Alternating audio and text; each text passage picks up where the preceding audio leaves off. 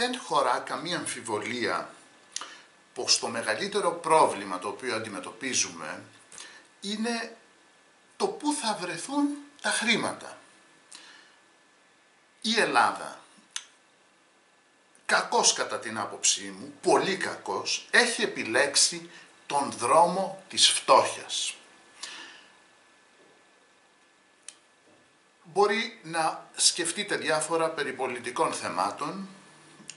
Εγώ ήμουν αρνητικός προσωπικά και με τις προηγούμενες επιλογές. Είμαι ακόμα περισσότερο και με τις καινούργιες.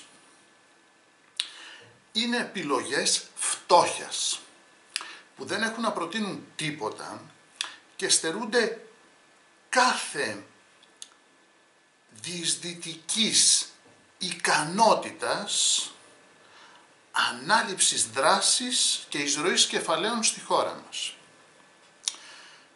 Μάλιστα, σκεπτόμενος την όλη κατάσταση και πώς εξελίσσονται με μία πιθανότητα μεγάλης διάρκειας τέτοια κατάσταση στη χώρα μας, ανέστηρα από τη βιβλιοθήκη μου και από το μυαλό μου βεβαίως τα εργαλεία τα οποία χρησιμοποιούσα το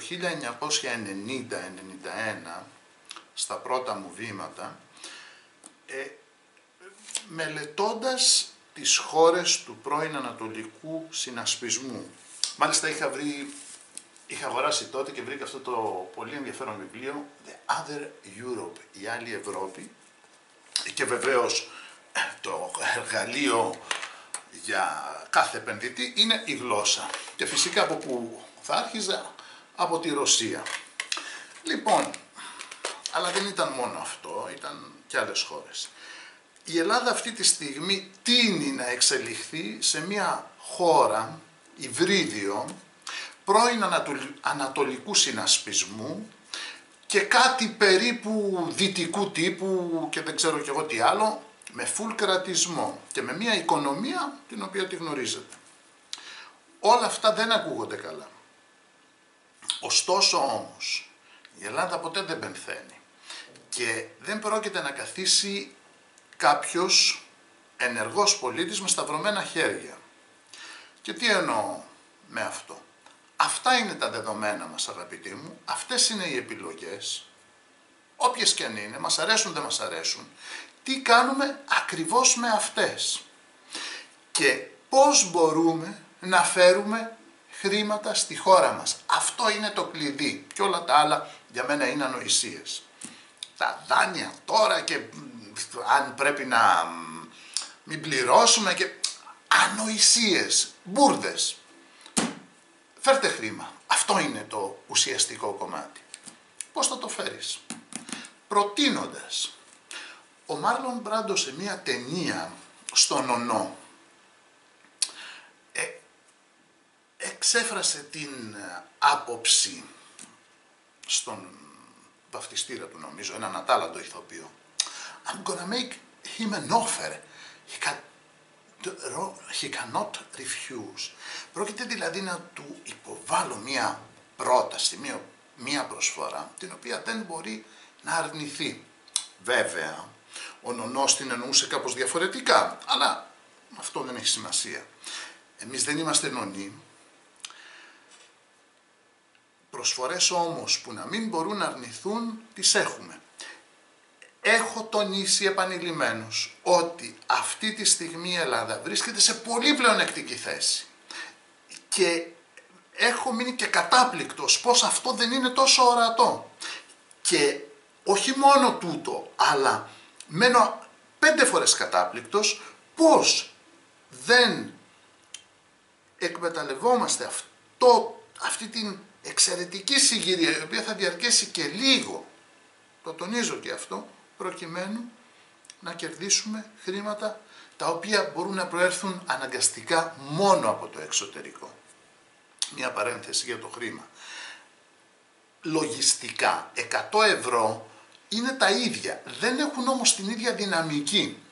Είναι τελείως διαφορετικά τα 100 ευρώ τα οποία μπορεί να βγάλει ένα παιδάκι πουλώντας καραμέλες στο δρόμο τελείως διαφορετικά τα 100 ευρώ τα οποία μπορεί να βγάλει ένας μισθωτός στο δημόσιο ή στον ιδιωτικό τομέα, τελείως διαφορετικά τα 100 ευρώ του ελεύθερου επαγγελματία ή του επιχειρηματία ή του εμπόρου ναρκωτικών ή δεν ξέρω κι εγώ τι, του μαύρου χρήματος. Το κάθε ένα κρύβει πίσω του μια συγκεκριμένη δυναμική. Δεν είναι δυνατόν λοιπόν να απαιτούμε από ανθρώπους οι οποίοι έχουν μάθει απλά να εισπράττουν ένα ενίκιο ή δεν ξέρω κι εγώ τι και έχουν ένα συγκεκριμένο ποσό χρημάτων να σκεφτούν επιχειρηματικά. Αυτό είναι μια αλήθεια. Άλλα εργαλεία χρειάζονται εκεί. Προχωρώ στο επόμενο. Πώς θα φέρουμε χρήματα από το εξωτερικό? Τι υπάρχει απτό που έχουμε στα χέρια μας και μπορούμε να το εκμεταλλευτούμε προκειμένου να το πετύχουμε? Λοιπόν, καλός ή κακός, ζούμε σε έναν πλανήτη που τυχαίνει να είναι στρογγυλός, θα μπορούσε να ήταν και τετράγωνος, έτσι, μην το ξεχνάτε αυτό, και θα το δούμε αυτό κάποια στιγμή. Στρογγυλός είναι και γυρίζει και έτυχε και βρεθήκαμε σε ένα πάρα πολύ ωραίο σημείο του. Λοιπόν, έχουμε ένα δεδομένο το οποίο, εφόσον είμαστε άνθρωποι με αυτή την ύλη, με αυτό το μυαλό, με αυτές τις ανάγκες, δεν μπορούμε να το περάσουμε εντελώς, να το ξεχάσουμε. Έχουμε τον ήλιο μας, έχουμε τις πανέμορφες θάλασσες, έχουμε ένα ωραίο χώρο, ο οποίος είναι και πνευματικός χώρος. Τουλάχιστον στην αρχαιότητα ήταν και παραήταν και πολύ θα ήθελα να παραμένει και το ίδιο και σήμερα. Έχουμε δηλαδή πολύ ωραίες συνθήκες για να ζει ένας άνθρωπος. Σκεφτείτε το αυτό. Και όχι μόνο να ζει, να δημιουργεί. Δεν λέω τον τουρισμό όμως, διότι ο τουρισμός κάπου έγινε μια καραμέλα η οποία μπορεί να αρχίσει και να χαλάει στη γεύση της. Μαζί με αυτά, συν κάτι άλλο. Προσωπικά εγώ αυτό τον ονομάζω επενδυτικό τουρισμό. Και τι εννοώ? Αυτό που έχεις να το διανθίσεις μαζί με κάτι ακόμα. Για να γίνω πιο σαφής. Ωραία. Να έρθει ο τουρίστας, όχι τουρίστας ακριβώς, ο επιστήμονας από το MIT και να μπορεί να κάνει και εργασία και εδώ. Προσέξτε αυτή τη λεπτομέρεια. Προσέξτε την πολύ καλά. Και να μπορεί να δημιουργήσει εδώ με τα δεδομένα τα οποία θα του παρέχουμε. Εγώ προς αυτή την κατεύθυνση κινούμαι, εντελώς ξεκάθαρα και δεν είναι μυστικό και δεν με απασχολεί καθόλου εάν κάποιος πει «Α, πολύ ωραία ιδέα να την εφαρμόσω». Πάρτε την, εφαρμόστε την. Εφαρμόστε την επί 10, διότι αν πλουτίσουν 10 θα πλουτίσουν και άλλοι 1000 και σιγά σιγά ο πλούτος είναι μεταδοτικός, αγαπητοί μου, όπως και η φτώχεια. Αυτό ακριβώς κάνω και σας πληροφορώ ότι τι έχω? Έχω αυτό το οικόπεδο, έχω αυτή την έκταση, είτε δική μου, είτε από κάποιον πελάτη μου, είτε ακόμα και του δημοσίου, γι' αυτό είπα ο δημόσιος πλούτος. Γραφειοκρατίες βέβαια, ιστορίες, τα γνωστά.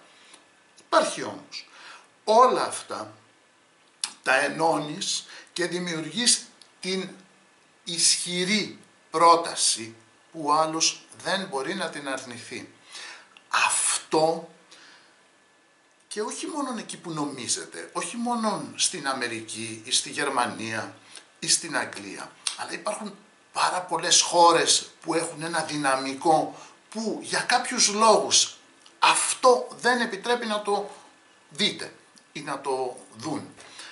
Λόγου χάρη, το Πακιστάν ας πούμε, που το ακούει κάποιος σαν όνομα και στο μυαλό του έρχονται οι καλλιέργειες της φράουλας στην Μανολάδα, έχει πυρηνική βόμβα.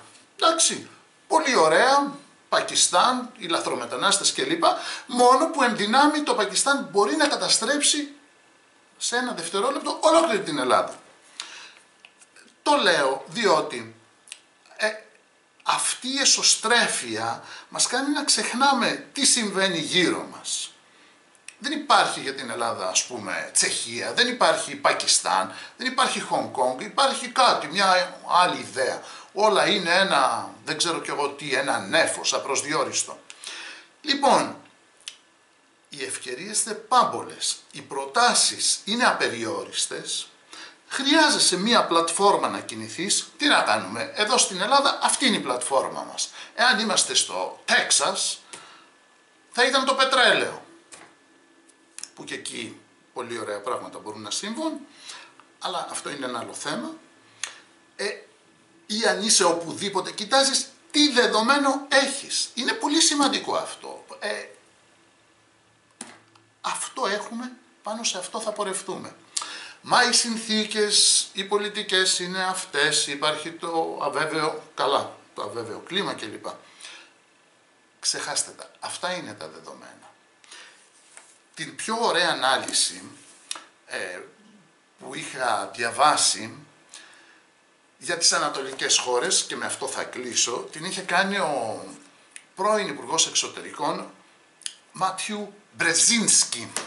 Στην προφορά δυσκολεύομαι λίγο. Μάλιστα υπήρχε και το ανέκδοτο ότι υπάρχει διείσδυση, δήλωσε, υπάρχει διείσδυση κομμουνιστών στην Αμερικανική κυβέρνηση, δήλωσε ο Αμερικάνος Υπουργός Εξωτερικών Μάτιου Μπρεζίνσκι. Λοιπόν, και αυτό ήταν ένα ωραίο ανέκδοτο την εποχή του 90. Ο άνθρωπος αυτός είχε μελετήσει ακριβώς τον τρόπο με τον οποίο θα προσεγγίσει τις αναδυόμενες αγορές της Ανατολικής Ευρώπης. Λοιπόν, να μην λέω πολλά, τον αντιγράφω, έτσι, τίποτα άλλο δεν σας λέω. Λοιπόν, επενδυτικός τουρισμός, τι έχουμε, αυτά τα ωραία πράγματα έχουμε, με ποιους μπορούμε να τα συνδυάσουμε, πολύ ωραία να το σκεφτούμε, και από πού να ζητήσουμε και τα χρήματα για να τα υλοποιήσουμε. Και αυτό το κάνουμε. Εγώ αυτό πάντως κάνω. Λοιπόν, καλημέρα σας, όποτε το βλέπετε το βίντεο, γιατί πάντα η μέρα είναι. Γεια σας.